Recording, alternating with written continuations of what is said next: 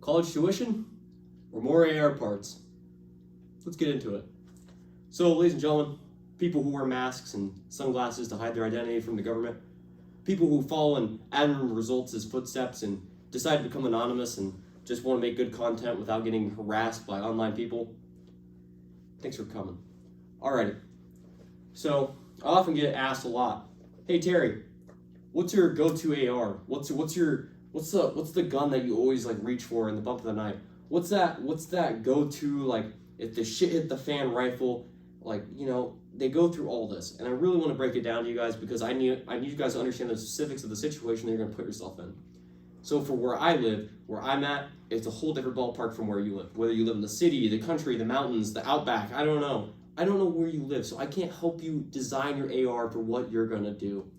So, and that goes with rigs as well. Whether you're carrying a slimline JPC, or you just have a micro rig, or you have like a massive fucking pattern 83 South African Defense Force jacket that you're gonna go Mad Max through the hills of Australia with. I don't know, I'm not you.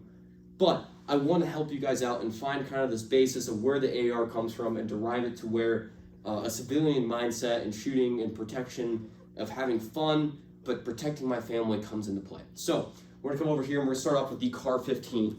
This isn't an actual Colt, this is a Stag 15 dressed up.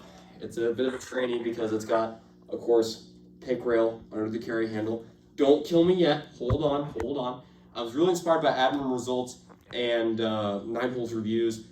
I just had to make my own AR and I had to make my own go on it because really the Delta guys really paved the way for everybody in the tactical world, basically. Deltas, Green Berets, Navy SEALs were all paving the way that we couldn't even imagine. I mean, they were the first to use red dot optics. Of course, you had people using like non-standard weaver mounts. They were using 550 paracord to make slings work, to make them more maneuverable, make it easier. Duct taping mags together to make quicker mag changes. We had people, there were just so many non-standard things to their equipment that the United States decided to standardize their guns.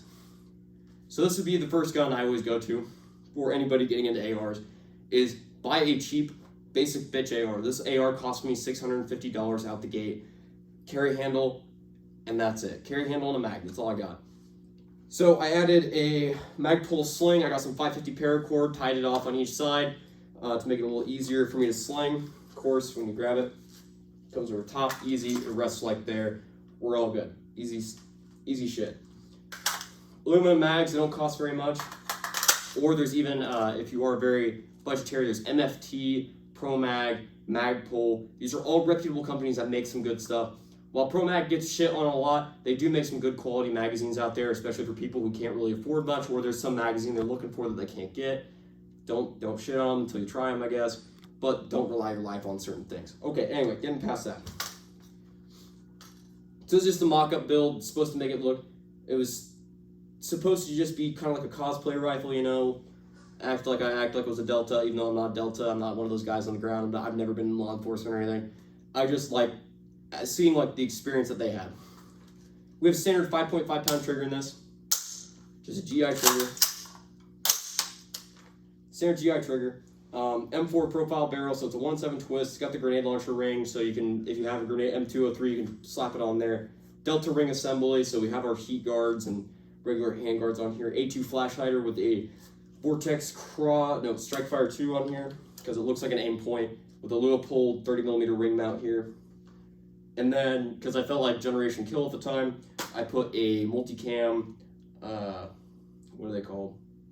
Stock mag pouch. I don't know what they call it. Buzz stock mag pouch. There we go. Because a lot of people don't know how much they're going to fight, and sometimes you won't be around your kit to get back to it.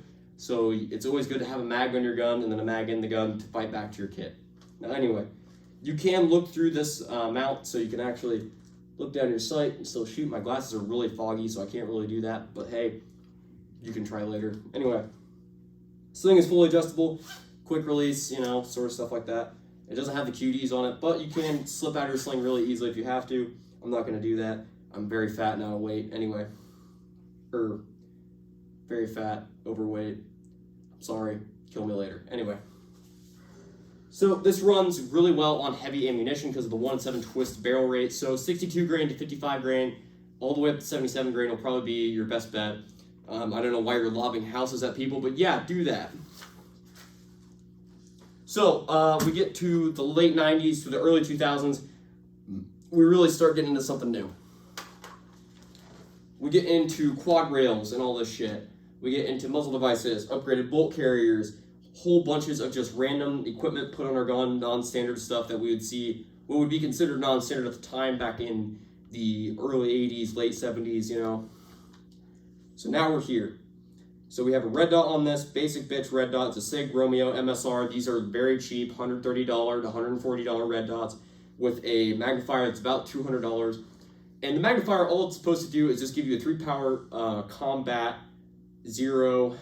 magnification, sorry. It's just very lost today. It's hard to breathe in these things. I hope you guys know like the sacrifices I'm making to bring content to you. So anyway, this has a 1-in-8 profile barrel, so this thing can run very light ammunition to very heavy ammunition, but it really exceeds at that middle ground where the 55 grain, 62 grain area is to almost 40 grain. Be careful when you run through it. Just test a bunch of ammo, see what stabilizes best, and then move on from there.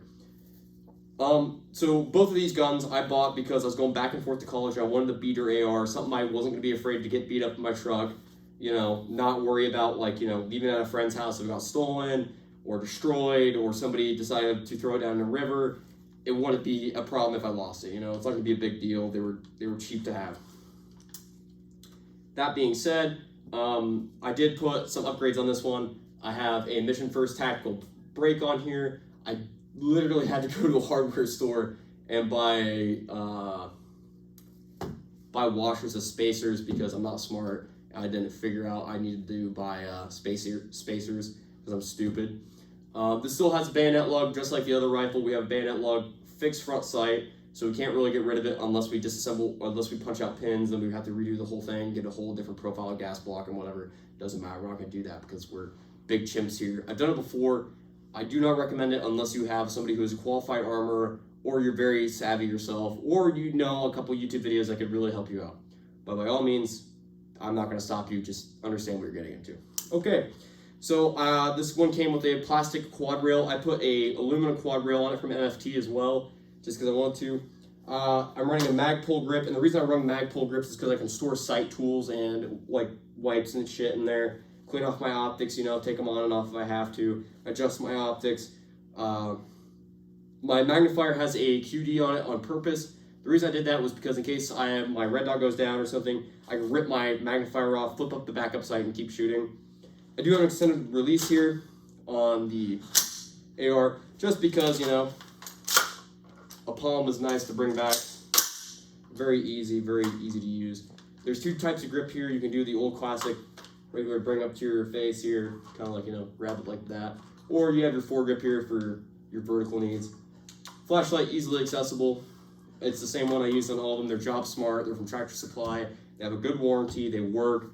And I've never had to use a warranty. These lights work great. I know people are going to be like, oh, you're not using Surefire. You're not using this. You're not using that. I know, guys. I'm here to bring you budgetary-minded guns, but I'm also spending money where I need to and kind of cutting corners here and there. I don't mean to cut corners on purpose. There's just some things that, like, I want to put a light on some guns. I can't afford a good light. But we'll get into that later. So, I did put a Fab Defense stock on this because why not? I had a lot of money in my account at the time. Comes with a 10-round mag. It's a backup mag, like I said. Sometimes you'll just be fighting with the ammo that's on the gun, you know, so that's what people get. I've seen, this is a friend's, by the way, not mine. It's not mine. Don't yell at me. They grabbed Pro Mag 42 rounders. They duct taped them together. Load them both full of 62 grain green tip rounds because they were afraid that a riot was going to happen and they were going to have to flee town. And so they heard what I said, which was the amount of ammo you're going to keep on your gun is entirely up to you. And sometimes you're willing fighting with the ammo on your gun. So this gives you like 84 rounds plus 10. That's 94 rounds there all together. So let's put this one down. We'll move on. Okay, so now we get into what is the modern realm. So the modern realm is free float rifles. So all the three rifles in front of me you're going to see are all free float rifles. They run their own thing. It's their whole different ballpark. We're in this new world here. You're going to get better accuracy, a lot lighter of a gun, a lot more room to put your hand on like your handguard. You're not going to be restricted to where your hand placement is, unless you're putting certain things in certain spots and you cut yourself off on your own. You cut your own dick off, basically. I got lost in the tooling. My bad. Dick went into machine. Anyway, moving on. So we have our Diamondback Diamond Series here. This is a $1,000 AR, basically. Comes with a case, comes with Magpul backup sights, a nice Timley trigger in it. Clear. It is literally light. It is so light. I do not recommend you take this off safety unless you have to. It does work great. I can rip rounds through this so fast. It's probably the funnest gun AR I've owned. I put a Holston 510, I think it's a 510. Holston 510C and the 3-power magnifier on it. This came with Magpul backup sight, pro backup sight, so the steel ones, not the polymer. They came with their stock that holds shit in it. It's got a pogey bay. And then, of course, I get the grip that always has the pogey bay in it as well. I love running the pogey bay because I can literally put equipment in it. I can put sight tools, other stuff like that. And, of course, the contraband. Anyway, this was really easy to zero, really awesome, really clear glass, really nice. The backup iron sights are great for shooting. I mean, even shooting out the 300, it's no problem. I have no issue shooting out the 300 with this gun. It's very awesome. It is a 1-in-8 twist profile barrel. So for those of you who are like, oh, it's a 1.7, so I can run 77. No, it is not. You can still run 77s, so it's not going to get the best grouping out there, but you're still going to hit people like a truck. Anyway, you have regular PMags, you run PMags through it. It does have a flared mag well, so insertion is a lot easier. We really like our insertions here, guys. Believe me, insertion is everything. All right. I do run a Blue Force gear sling on it. As you can see, I always run Blue Force gear, and like I said in my last video, I run Blue Force gear on 90% of my other guns just because I really like the slings. They're very good, very comfortable, they're easy to maneuver. If I want to get out of the sling, yank it. If I can't get out of my sling, rip the ball. We're all good to go. We're all happy. Okay.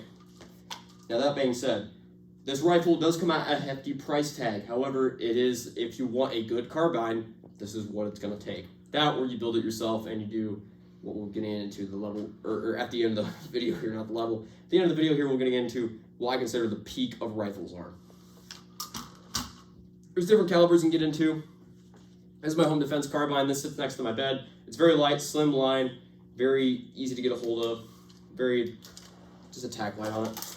I use different mags, however, because this thing runs 300 blackout.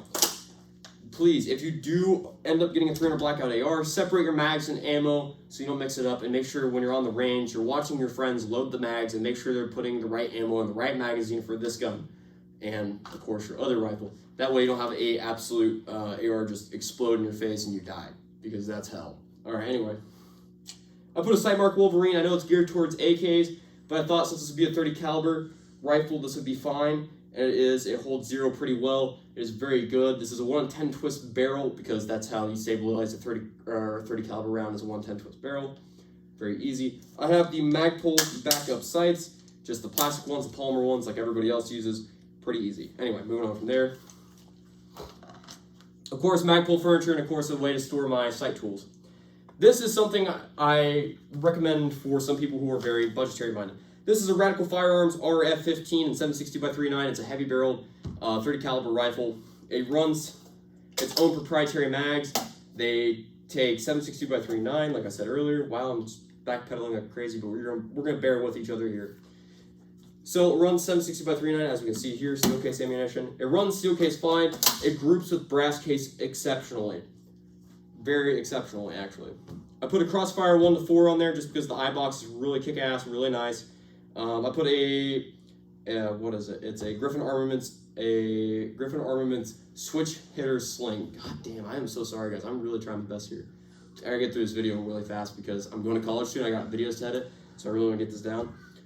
Okay, so sling is a switch hitter. Anyway, I kept the regular GI charging handle because the only thing I'm going to do with this is dicking around. I'm not going to be too serious. I did buy a tack light for this, as always. I always try to keep some sort of tack light on my guns in case I have to use them in that scenario. Foregrip is nice. I always add foregrips or something like that just to have different grip lengths or angles and stuff like that. The angles are everything, people. Watch it on Tinder. Anyway, these rifles are fairly cheap. They're actually pretty budgetary. I think their RF-15, their base model, is about $525 for the cheapest model out there. They work great. They're awesome. I recommend everybody, if you can't get a high-class AR, at least get a Radical or a Palmetto or build something over time. Now, to where I'm going to be at the end here, we're at the peak of ARs here. This is where I think everybody should probably end up. If you're not running night vision and night vision is not your priority, then I would recommend getting a 1-6 optic. These things are awesome. They're badass. They do everything you need them to do. They have good zoom, not bad. I put a bipod on this as well, the Magpul bipod. It works awesome. I put a Crimson Trace light. It has very great illumination, very badass. It's on there easy on, easy off, make it very easy to put it on key mod, pick rail, anything. They're badass about doing that. Okay, I also did put the Blue Force gear sling on there just because, of course, I like Blue Force gear. The grip I left as a Magpul grip, and I did put my sight tools in there as always. So the 1-6, why I picked the 1-6, it was where I wanted to be. I should have put a 1-6 on my first AR, but I ended up doing the dumbest thing ever. I put a 3-9x40 on it. Don't ever do this. If you're going to have a combat rifle, have a combat rifle. If you're going to have a hunting gun, have a hunting gun. But don't mix the two up. It is not the same shit. There's people who try to put 3-9s and make them combat optics. They are not unless you have tinted iron sights. These are not combat optics. These are hunting optics. Now that being said, there is a time and place where 3-9s can excel in the combative world, but in what I'm doing, I need to be able to engage a target at 25 yards and then be able to switch out and go into 300-yard engagement. That's my world right here. That's where I'm at. So, like I said, the 1-6 is badass because you can come down to 1 power and it's literally like it's a red dot almost. It's really cool. And crank it up with the throw lever all the way to 6 if I have to. I can put it on 3 if I want something in the middle. It's all up to you what you want. Especially when it's illuminatable. It does feel like a red dot. It does help. I've claimed many coyotes, many coons with this rifle. This thing is badass. That being said, I do run 20 rounders on it when I'm doing like presentations because if you put the bipod down, it doesn't, sit well with a 30 rounder, but we all understand why. That being said, I think I'm gonna wrap up the video here. Pretty sure my cameraman's done with my bullshit for half an hour and probably wants to kill me. Dear God help me. Anyway, yeah. So I want to thank everybody for being around. I want to thank everybody for being here. And if you have anything, if you have any comments, any lessons to be learned, please put them down there. And especially on the AK video as well. If you are a collector or a gun owner or something, put down some tips and tricks on your rifles. Learn how to zero your guns. Do that. Get training. And by God, be a good American. Have a nice day. Okay, Terry. So AKs or ARs? AR-10? Hear me out. Don't kill me. Why do you have a Glock? Put it down. I don't need the Glock. Don't do this. I don't need the Glock. Don't do this. I don't need the Glock. Don't do this.